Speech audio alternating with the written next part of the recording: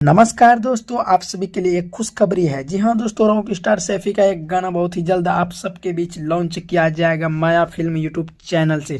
जी हाँ दोस्तों, आप लोग को बता देना चाहेंगे उसमें नजर आने वाले रॉक स्टार सैफी और वानू दी ग्रेड।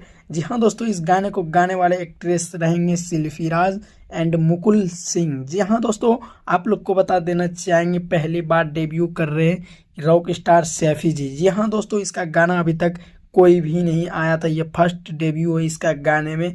जी हाँ दोस्तों, अब देखना ये होगा कि आखिर गाना कितना मज़ेदार। आप लोग को पोस्टर देख के लग रहा है कि क्या पता ये इंस्टा पे नंबर 1 पे ट्रेंड करेगा। आप लोग अपना कीमती राय कमेंट बॉक्स में ज़रूर दीजिएगा।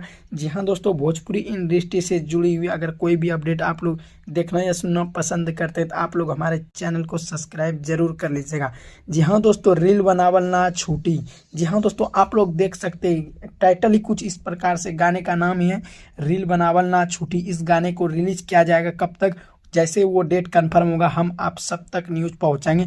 उनसे पहले आप लोग हमारे चैनल को सब्सक्राइब कर लीजिएगा।